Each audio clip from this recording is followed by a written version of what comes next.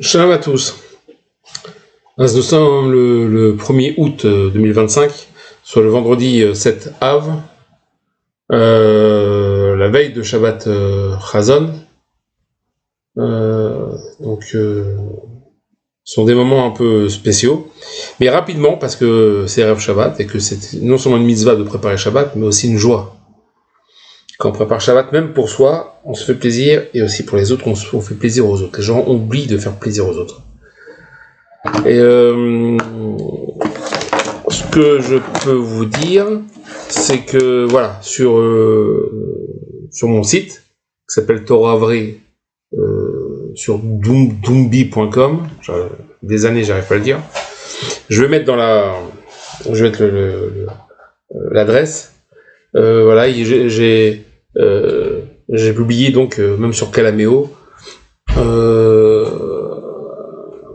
un condensé, vraiment condensé, d'un livre d'un grand sadique de notre génération, qui n'est pas connu.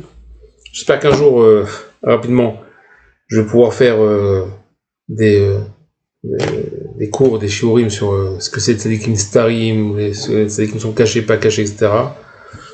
Il faut comprendre que tous les cours qui sont en français, même en hébreu, c'est vraiment le condensé, le résumé de dizaines de livres, de centaines de livres.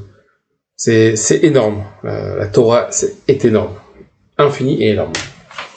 Quoi qu'il en soit, voilà. Ce livre s'appelle Le parfum de la rose, Recha de Shoshana. Et voilà.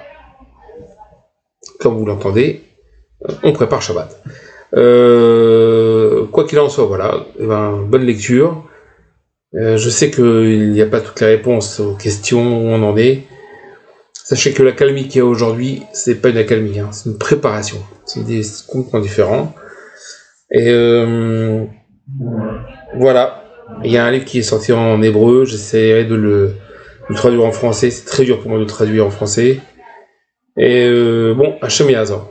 En tout cas, que de bonnes nouvelles. Et les Juifs d'Europe et des États-Unis et d'Australie et de partout doivent venir. C'est le moment. Pour ne pas venir avec une main derrière et une main devant, comme on dit. Comme c'est déjà réalisé. Shabbat Shalom Mevorach, un bon Shabbat qui n'est pas de jeûne, B'ezrat Hashem.